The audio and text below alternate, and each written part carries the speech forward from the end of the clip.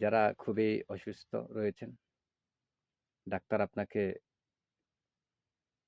Medical থেকে বের করে দিয়েছে। আপনাকে বলছে নো ট্রিটমেন্ট, আপনার কোনো ট্রিটমেন্ট হবে না।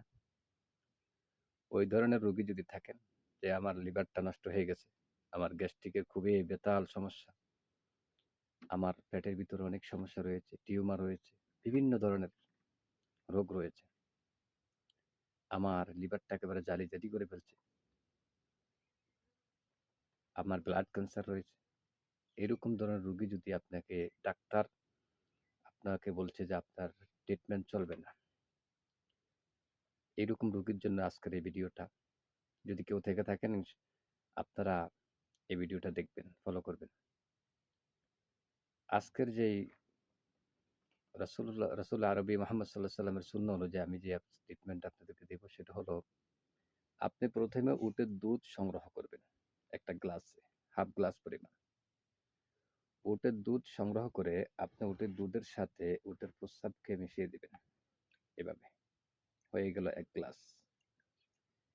এখন আপনি যেই কাজটা করবেন সেটা হলো, আপনাকে প্রতিদিন এই উটের দুধ এবং উটের প্রস্রাবকে মিশিয়ে ১০ থেকে ১৫ দিন আপনাকে খেতে হবে।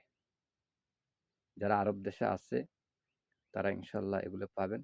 পাকিস্তান উটের দুধ প্রস্রাব পাওয়া যায়, ইন্ডিয়াতেও পাওয়া যায়। বাংলাদেশেও কিছু অঞ্চলে উটের দুধ প্রস্রাব আছে। আপনারা ওখানে চলে যাবেন। রীতিমতো ১৫ থেকে ২০ দিন আপনারা খেতে থাকেন।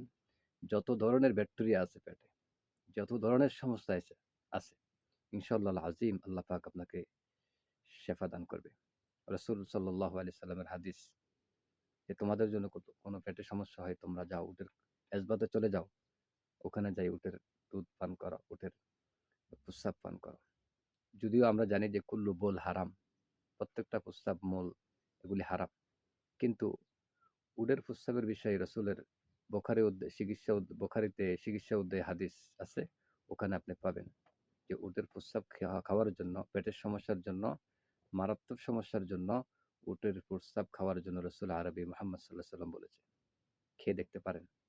ইনশাআল্লাহ তাকুনু জাইয়্যিদান সালিমা। আল্লাহ চাইলে আপনি ভালো হবেন।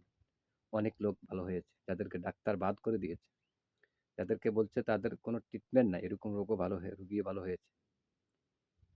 ইনশাআল্লাহ আপনি এই ভিডিওটা ফলো করে আপনি এই ট্রাইটা করতে পারেন।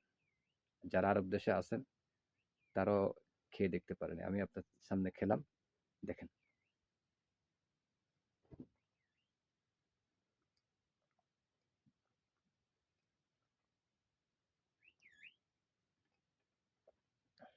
আমার পেটেও সমস্যা রয়েছে। আমি খেয়ে দেখালাম আপনাদেরকে। জাস্ট খেয়ে দেখতে পারেন। জাযাকাল্লাহু খাইর।